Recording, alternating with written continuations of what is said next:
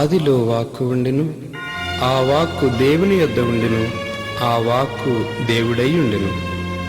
ఆ వాక్కు శరీరధారి అయి మన మధ్య నివసించెను.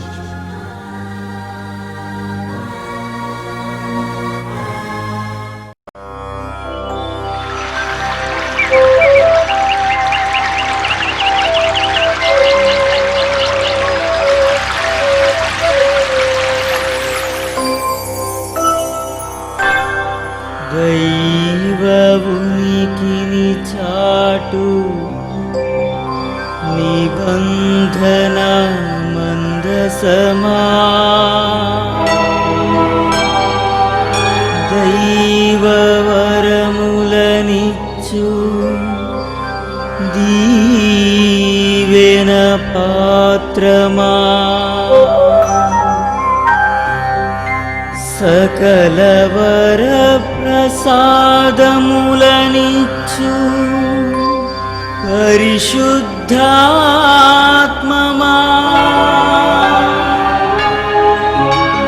నీకే స్తుతి,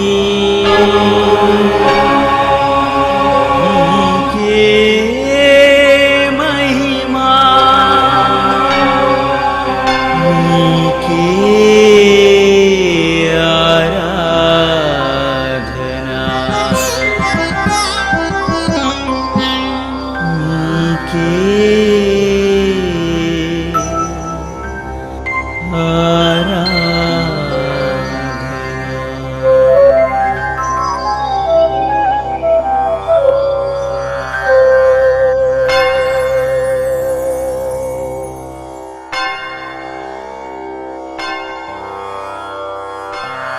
నిబంధన మందసమును ఈ ఆధ్యాత్మిక కార్యక్రమాన్ని వీక్షిస్తున్న మీ అందరికీ శుభాభివందనాలు. త్రియేక దేవుని శుభాశిస్సులు. ప్రభుని యందు ప్రియులగు సహోదరి సహోదరులారా, ఈ దినాన సంఖ్యాకాండము 20వ అధ్యాయము 12వ వచనం నుండి ధ్యానం చేసుకుందాం. అప్పుడు యెహోవా మోషే ఆరోనులతో, మీరు ఇశ్రాయేలీల కన్నుల ఎదుట నా పరిశుద్ధతను సన్మానించినట్లు నన్ను నమ్ముకొనకపోతిరి కనుక ఈ సమాజమును నేను వారికిచ్చిన దేశములోనికి మీరు తోడుకొని పోరని చెప్పాను. ప్రార్థించుకుందాం. కృపగలిగిన మా దేవా, మీ సేవకుడైనటువంటి మోషే ప్రవక్త చేసినటువంటి చిన్న తప్పిదానికి దేవా మీరు అతనిని దండించారు. అతనిని దండించటంలో ఉన్నటువంటి పరమార్థాన్ని మాకు ఎరుకపరచమని, ఈ వాక్యాన్ని వివరించే జ్ఞానమును నాకు అనుగ్రహించమని, ఆలకించుచున్న ఈ బిడ్డలు నూరంతలుగా ఫలించేలా చేయమని మా నాథుడైన యేసయ్య నామమున వేడుచున్నాను తండ్రి, ఆమేన్. ప్రభుని యందు ప్రియులగు సహోదరి సహోదరులరా, ఈనాడు మనము ఆలకించినటువంటి దేవుని యొక్క వాక్యాన్ని ఒక్కసారి జ్ఞాపకం చేసుకుందాం. ప్రభువు ఎడారి మార్గములో ప్రయాణము చేస్తున్నటువంటి ఇశ్రాయేలు ప్రజలను అనేక మారులు అనేక విధాలుగా ఆదుకున్నాడు. వారు ఎడారిలో మరొక ప్రదేశానికి చేరుకున్నారు. మనము ఈ యొక్క వాక్యాన్ని బట్టి చూస్తే ఆ ప్రదేశము మెరీబా. ఈ మెరీబా దగ్గరకు వచ్చినటువంటి ఆ ఇశ్రాయేలు ప్రజలందరూ కూడా త్రాగటానికి నీళ్ల కోసం పరితపించారు. అలా పరితపిస్తూ మరలా మోషే దగ్గరకు వెళ్ళి మనవి చేసుకున్నారు, మొరపెట్టుకున్నారు, ఎదురు తిరిగారు, తిరగబడ్డారు. ఒక మాట చెప్పాలి అంటే నేను చదివినటువంటి ఈ వాక్యానికి పూర్వపరాలు గనక గమనించినట్లయితే మోయిజు ప్రవక్త అలసిపోయాడు, జీవిత ప్రయాణములు అలసిపోయాడు. ఇశ్రాయేలు ప్రజలు తనను పెట్టిన బాధలను బట్టి అలసిపోయాడు. ఎన్నిసార్లు వారి నిమిత్తమై మొరపెట్టుకున్న అదే బాణిలో వాడు నడవటాన్ని చూసి విరక్తి చెందాడు. ఆ సమయమున మెరీబా అనే ప్రదేశానికి చేరుకున్నారు. చేరుకోగానే అక్కడ నీరు లేదు. మరలా మోషే దగ్గరికి వెళ్ళి మొరపెడితే ఆయన ప్రభు దగ్గరికి వెళ్ళి మొరపెట్టుకున్నాడు. ప్రభు ఒక మాట అంటాడు, అక్కడ ఉన్న ఒక బండను చూపించి నీవు వెళ్ళి దానిని శాసించు, సే టు దాట్, దానికి చెప్పు, దాంతో మాట్లాడు, నీళ్ళు ఇవ్వు అని చెప్పు. ఇది కంప్లీట్గా ఒక కొత్త కాన్సెప్ట్ అండి. ఇంతకు ముందు బండ నుండి నీటిని ఇచ్చినప్పుడు తన దగ్గర ఉన్నటువంటి ఆ చేతికర్రతో కొడితే నీరు వచ్చింది. కానీ ఈ సమయమున ప్రభు పలికమన్న మాట పరిపూర్ణముగా ఒక నూతనత్వాన్ని తీసుకొస్తుంది. ఇంతకు ముందు బండ నుండి నీరు ఇచ్చినప్పుడు బండను తన చేతికర్రతో కొడితే బండను నీరు వచ్చాయి. కానీ ఇప్పుడు ప్రభు పలికిన మాట ఏంటి అంటే ఆ బండను శాసించు. బండను శాసించటం ఏంటి? క్రొత్త ప్రక్రియ అండి. అర్థం చేసుకోలేకపోయాడేమో మోషే. అందుకే శాసించమని చెప్పిన బండను 2 సార్లు మోదుతాడు. మోదే ముందు ఆయన ఒక మాట అంటాడు, తిరగబడుతున్న వారలారా. అంటే ఈ ప్రజలందరి యొక్క స్థితిగతులను తెలిసిన మోషే వాళ్ళను ఉద్దేశించి పలుకుతున్న మాట అంటే మీరు ఎన్నిసార్లు ఇలా చేస్తారు అని తన బాధనంతా వ్యక్తం చేసుకొని ఆ విసుగులో వచ్చి బండను మోదటం జరిగింది. రావటానికి నీరైతే వచ్చింది, కానీ సేద తీర్చుకోవడానికి అందరూ సేద తీర్చుకున్నారు, కానీ ఆఖరికి బాధపడి నష్టపోయింది ఎవరై అంటే మోయిజు, అతని సహోదరుడు ఆరోను. అప్పుడు ప్రభు పలుకుతున్నాడు, మోషే నేను చెప్పినట్లు నీవు చేయలేదు కాబట్టి నా యొక్క పరిశుద్ధత్వాన్ని, నా యొక్క శక్తిని నీవు శంకించావు. అందుకే నీవు ఇక వాగ్దాన భూమికి వెళ్ళవు, వీళ్ళని వాగ్దాన భూమికి నువ్వు నడిపించవు. ప్రియులారా, చాలా భయంకరమైన శిక్షని మనకు అనిపిస్తుందండి. ఎందుకంటే కలగన్నాడండి, ఈ ప్రజలందరినీ వాగ్దాన భూమికి నడిపించాలని కలగన్నాడు. ఈ ప్రజలందరినీ వాగ్దాన భూమిలో పటిష్టం చేయాలని కలగన్నాడండి. కానీ తీరా వచ్చేసరికి ఏ స్థితికి ఉందంటే చేతిలో ఉంది, కానీ నోటి దాకా రాకుండా క్రింద పడిపోయింది. ఆ స్థితి మోషే ప్రవక్త స్థితి అండి. పిల్లలు, ఇక్కడ ఒక్కసారి మోషే ప్రవక్త జీవితాన్ని క్లుప్తంగా చూడటానికి ప్రయత్నం చేద్దాం. మోషే ప్రవక్త జీవితాన్ని 3 భాగాలకు విభజించవచ్చు.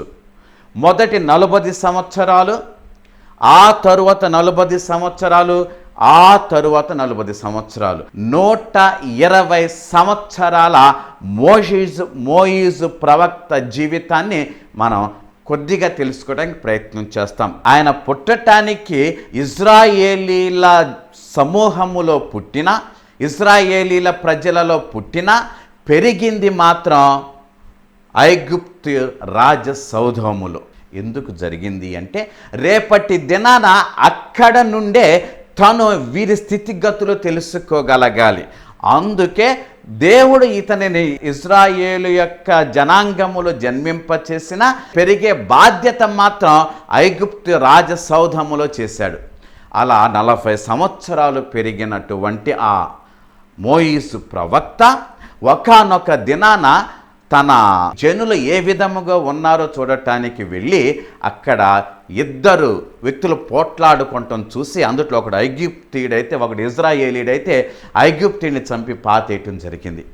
మరొక రోజున 2 ఇజ్రాయేలీలు పోట్లాడుకుంటూ ఉంటే వాళ్ళిద్దరి దగ్గరికి వెళ్ళేసి సహోదరులుగా ఉండవలసిన మీరు ఎందుకు పోట్లాడుకుంటున్నారంటే అందుట్లో ఒక అతను ఐగుప్తీని చంపినట్లుగా మమ్మల్ని కూడా చంపాలనుకుంటున్నావా అని అనగానే వెంటనే తను హత్య చేసిన విషయం తెలిసిపోయిందని పారిపోయాడు ఎడారికి.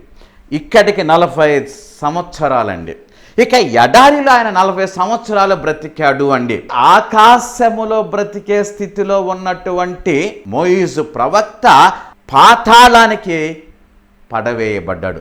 రాజసౌధంలో బ్రతకవలసిన వాడు కనీసము నీరు దొరకనటువంటి ఎడారిలో బ్రతికే స్థితికి దేవుడు తీసుకొచ్చాడు. దీనినే డిజర్ట్ ఎక్స్పీరియన్స్ అంటే అన్నీ ఉన్న స్థితి నుండి ఏమీ లేని స్థితికి దేవుడు అతన్ని తీసుకొచ్చాడండి. ఇక నాకు ఎవ్వరూ లేరు, ఇక నాకు ఏమీ లేదు అనేసి నా బ్రతుకు నేను బ్రతుకుతా ఏదో విధంగానే ఆ ఎడారిలో స్థిర నివాసం ఏర్పాటు చేసుకోవటానికి ప్రయత్నం చేస్తూ 40 సంవత్సరాలు గడిపాడు. ఆ తరువాత ఒకనొక శుభదినాన మండుచున్న పొదల్లో దేవాది దేవుడు మోయిజు ప్రవక్తకు ప్రత్యక్షమై తన ప్రత్యక్షతను వ్యక్తం చేసి తన ప్రజలను ఐగుప్తు దాస్యం నుండి బయటకు తీసుకురావటానికి పంపించాడు. ప్రియులారా, ఇది 2వ ప్రయాణము. ఐగుప్తులోకి వెళ్ళిన తరువాత అక్కడ ఫారో రాజు సమక్షములో దేవుని యొక్క బలమైన హస్తము ద్వారా అనేక సూచన క్రియలు చేసి వాటి యందు 10 ప్రముఖమైన సూచన క్రియల ద్వారా దేవుని యొక్క ఘనతను చాటి దేవుని యొక్క శక్తిని బట్టి ఇజ్రాయేలు ప్రజలందరినీ కూడా ఐగుప్తు దాస్యము నుండి సినాయి పర్వతానికి తీసుకొస్తాడు. ఇక సినాయి పర్వతము దగ్గరకు వచ్చిన తరువాత దేవునితో ఒక ఒప్పందాన్ని చేసుకుంటున్నాడండి. The most important concept of Moses life. దేవుని యొక్క స్థితిని బట్టి మోయిజు ప్రవక్త జీవితంలో ఇశ్రాయేలు ప్రజలందరికీ సంబంధించిన గొప్ప పరవశమైనటువంటి దినము ఆనాటి ఒప్పందము. అదే సినాయి పర్వతము యొద్ద ఒప్పందము. ఆ ఒప్పందము ద్వారా దేవుడు ఆ ప్రజలందరినీ తన ప్రజలుగా, తనకు చెందిన వారిగా, తన జాతిగా తీసుకోవడం జరిగింది. అక్కడి నుండి ప్రయాణం సాగిస్తూ ప్రియులారా, ఆఖరికి ఈ 40 సంవత్సరాల ప్రయాణాన్ని దాదాపు పూర్తి చేసే సమయాన ఎడారిలో పడ్డ కష్టాలను లెక్క పెట్టుకుంటే ప్రియులారా, మోయిజు ప్రవక్త ఎంత ఘోరమైన స్థితిలో బ్రతికాడో అర్థమవుతుంది. దేవుడు చేయమన్న పని చేశాడు, చెప్పమన్నట్టు చెప్పాడు. ఇంకా ఒక మాట చెప్పాలి అంటే ఈ dance according to the tune of God. దేవుడు పలికిన ప్రతి మాటను తూచా తప్పకుండా పాటించినటువంటి ఈ ప్రవక్త ఆఖరి క్షణములో చేసిన చిన్న తప్పిదానికి దేవుడు విధించిన శిక్ష భయంకరమైన శిక్ష అని చాలామంది అనుకుంటూ ఉంటారండి. కానీ ప్రియులారా, అనేక మంది వేద శాస్త్ర పండితులు చెప్పేది ఏంటి అంటే నిజానికి వాస్తవానికి మోయిజు ప్రవక్తను దేనికైతే ఎన్నుకున్నాడో ఆ ప్రక్రియ, ఆ పని అయిపోయే సమయము ఆసన్నమైంది. ఎందుకు అంటే మోయిజు ప్రవక్త గనక వాగ్దాన భూమిలో ప్రవేశించినట్లయితే మోయిజు ప్రవక్త ద్వారా ఆ ప్రజలు చూసిన అద్భుత చర్యలు అన్నీ కూడా జ్ఞాపకం ఉన్నాయి. కాబట్టి ఈ మోయిజు ప్రవక్తను బహుశా ఆ ప్రజలు ఒక దేవుడిగానో లేక మరొక వ్యక్తిగానో చూసి కొలిచే ప్రమాదం ఉంది. కాబట్టి ఆ ప్రమాదం నుండి ఈ ప్రజలను తప్పించాలని, నిజ దేవుని మీద మనసు కలుగ చేయాలి అని బహుశా మోయిజు యొక్క జీవిత పర్వాన్ని అంతటితో ముగించటానికి దేవుడు నిశ్చయించాడేమో అని అంటూ ఉంటారు వేద శాస్త్ర పండితులు. ఎందుకంటే ప్రియులారా, మోయిజే గనక వాగ్దాన భూమిలో ప్రవేశిస్తే ప్రజలు కాలానుగుణముగా కొంతకాలానికి మోయిజుకే దేవుని యొక్క స్థితి ఏర్పాటు చేస్తారేమో.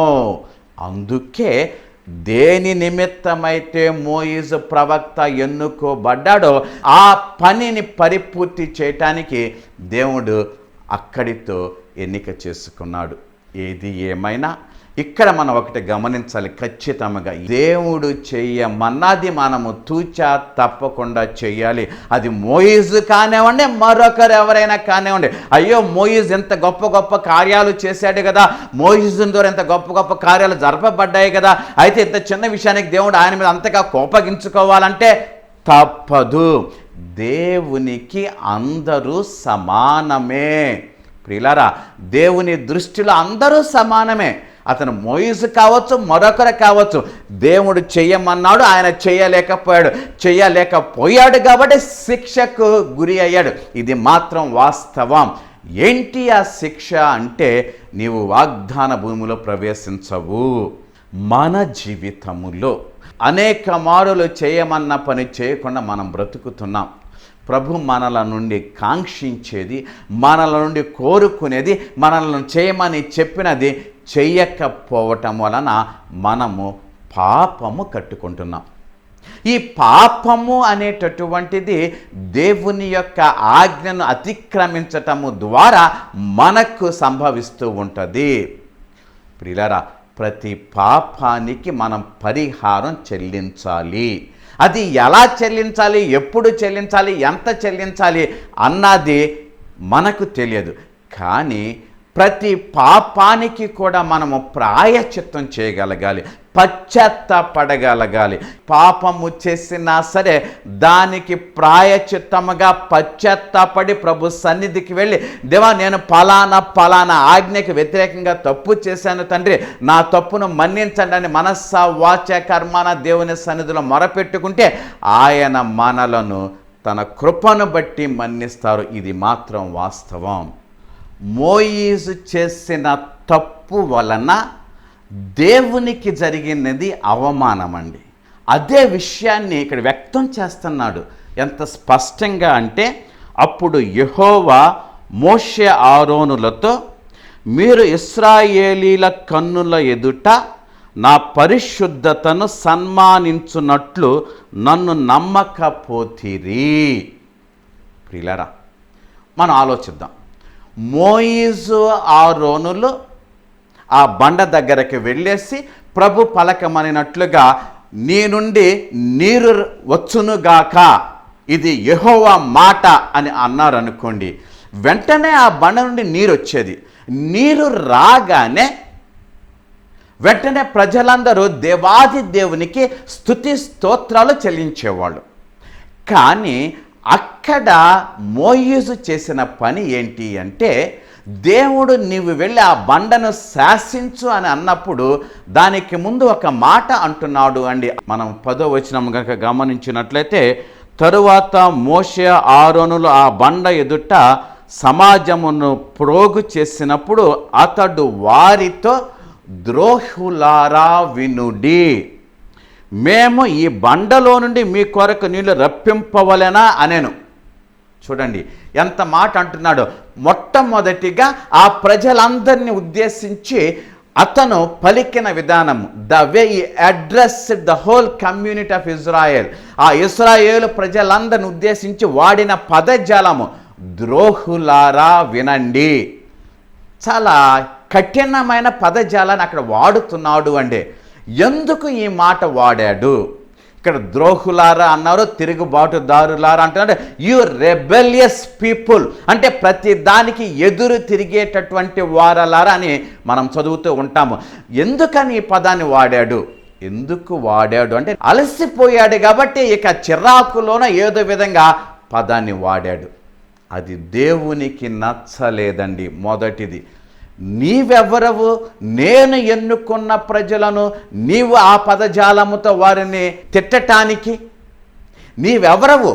నీవు నా చేతిలో ఒక పనిముట్టువు మాత్రమే. ఆ తరువాత ఇంకొక మాట అంటున్నాడండి మోషే ప్రవక్త, మేము ఈ బండ నుండి మీకు నీళ్ళు ఇవ్వాలా. The credit has taken by Moses. ఆ గొప్పతనం, ఏ గొప్పతనం? ఈ బండ నుండి నీళ్లు ఇచ్చేటటువంటి గొప్పతనం తాను తీసుకున్నాడు. ఇక్కడ మేము అంటున్నాడు, అంటే నేను, నా సహోదరుడైన ఆరోను, మేము ఈ బండ నుండి మీకు నీళ్ళు ఇవ్వాలా?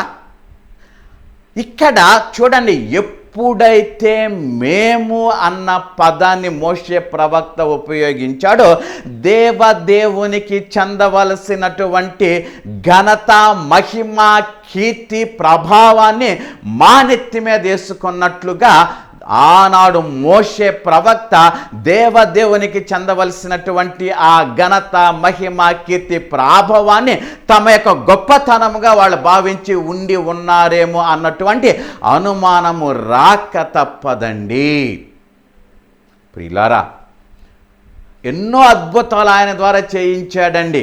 సముద్రాన్ని రెండుగా చీల్పించాడు, ఆకాశము నుండి మన్నాను కురిపించాడు, ఫారో రాజ్యములో నైలు నదిని రక్తపు నదిగా మార్చాడు. ఈ విధంగా చెప్పుకుంటే మోషే ప్రవక్త ద్వారా ఇన్ని అద్భుతాలు చేయించినటువంటి ఆ దేవుడు ప్రతి అద్భుతానికి కూడా తన చేతి కర్రను ఒక పరికరముగా ఉపయోగించాడు. కానీ ఇక్కడికి వచ్చేసరికి తన మాటని పరికరంగా ఉపయోగిస్తున్నాడు. చాలా రెండిటికి భేదం ఉందండి. అప్పటి వరకు మోయిజు ప్రవక్త చేసిన ప్రతి అద్భుతానికి చేతి కర్రను ఉపయోగిస్తే, ఇప్పుడు చేయమన్న అద్భుతానికి నోటి మాటను ఉపయోగించాడు. ఆ అధికారాన్ని అతనికి ఇచ్చాడండి. ఇక్కడ మేము బండ నుండి నీళ్లు మీకు ఇవ్వాలా?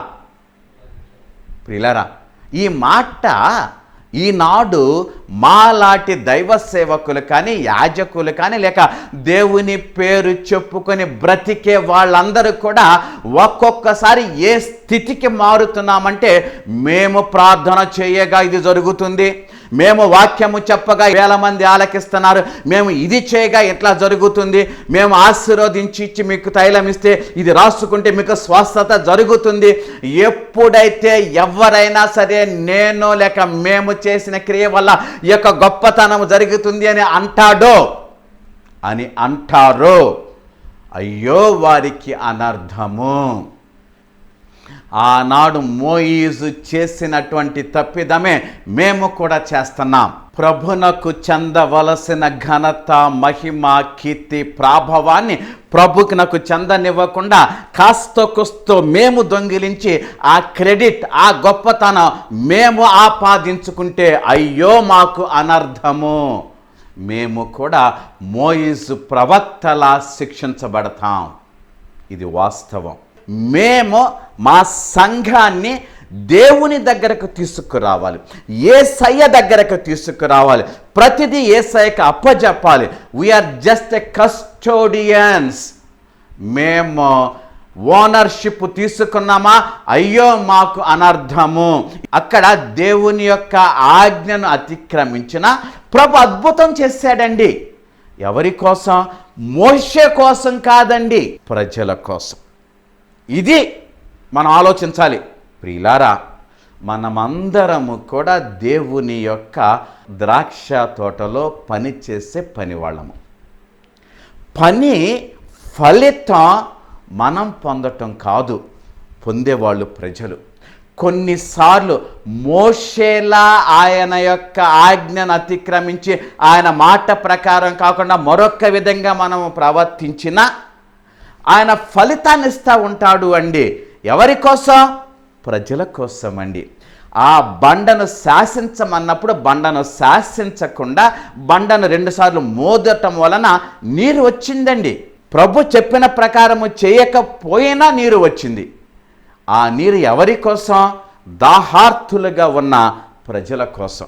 మనము చేయవలసిన రీతిలో మనము చేయకుండా ఉన్నా సరే, కొన్నిసార్లు దేవాది దేవుడు కరుణామయుడు తన కరుణను బట్టి, ప్రజల విశ్వాసాన్ని బట్టి, ప్రజల అవసరాలను బట్టి మన క్రియల ద్వారా కూడా వారికి కావలసిన అందచేస్తూ ఉంటారు. ఆ సమయాలలో పొంగిపోవద్దు, సంకలు కొట్టుకోవద్దు. నేను ప్రార్థన చేయగానే ఇది జరిగిపోయింది అని అహంతో కూడినటువంటి మనస్తత్వం కలిగి ఉండవద్దు. ఇంకొక మాట చెప్పాలి అంటే, ఎందుకు ములగ చెట్టు ఎక్కిస్తున్నావని కింద పడిపోతాం. మనలను ములగ చెట్టు ఎక్కించే వాళ్ళు చాలామంది ఉన్నారండి. మొదటిది అపవాది. ఈ అపవాది డైరెక్ట్గా మనతో మాట్లాడదండి, గుర్తుంచుకోండి.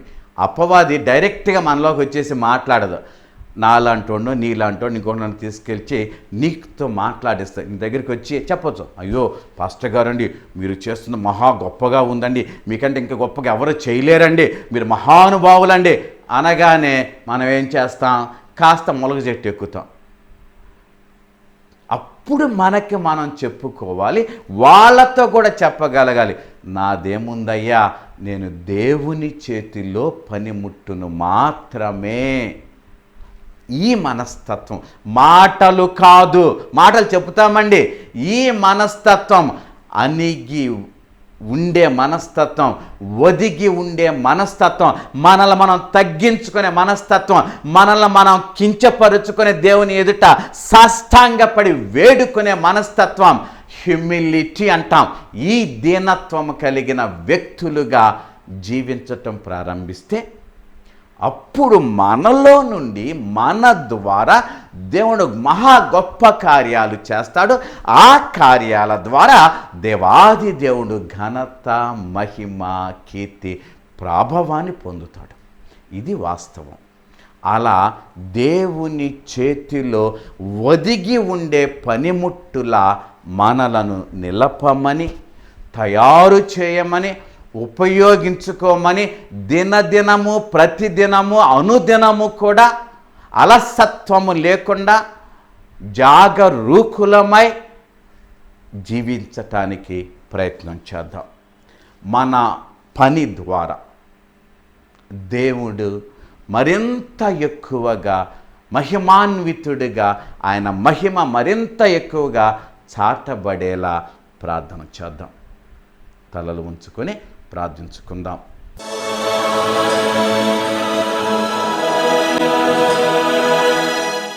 కృపా సత్య సంపూర్ణులైన మా దేవ, జీవితకాలమంతా మీకు సేవ చేసి మీ ఆజ్ఞానుసారము నడుచుకున్న మోయిసు ప్రవక్త చేసిన చిన్న తప్పిదానికి దేవా, మీరు అతనిని శిక్షించారు. వాగ్దాన భూమిలో ప్రవేశించే అర్హతను అతనికి ఇవ్వలేదు. తండ్రి, అనేక మారులు యాజకులుగా, దైవజనులుగా మీకు చెందవలసినటువంటి ఘనత, మహిమ, కీర్తి, ప్రాభవాన్ని మాకు మేము ఆపాదించుకుంటూ మేము ముందుండేలా ప్రవర్తిస్తున్న తీరును బట్టి మమ్ములను మన్నించండి. మా ద్వారా, మా క్రియల ద్వారా, మా బ్రతుకు ద్వారా మేము మీకు పరిపూర్ణమైన సాక్షులుగా జీవించే అదృష్టమును, భాగ్యమును అనుగ్రహించమని, మీరే ఘనత, మహిమ, కీర్తి, ప్రాభవాన్ని కలకాలము పొందమని మా నాథుడు, మీ ప్రియ కుమారుడైన యేసయ్య పవిత్ర నామమున వేడుచున్నాను తండ్రి. ఆమేన్. సర్వశక్తుడు, దయామయుడైన పిత, పుత్ర, పవిత్రాత్మ సర్వదా మిమ్ము దీవించి మీకు తోడై ఉందురుగాక. ఆమేన్. Thank you. God bless you. నేనును నా కుటుంబమును ప్రభుని మాత్రమే సేవింతుము. నేనును నా కుటుంబమును ప్రభుని మాత్రమే సేవింతుము. మాకు ఏమి జరిగినను, ఎవరు ఏమి పలికినను, మాకు ఏమి జరిగినను, ఎవరు ఏమి పలికినను, ప్రభువే మాకు ఆధారం. ప్రభువే మాకు ఆనందం. హల్లెలూయా, హల్లెలూయా, హల్లెలూయా, హల్లెలూయా, హల్లెలూయా, హల్లెలూయా, హల్లెలూయా, హల్లెలూయా.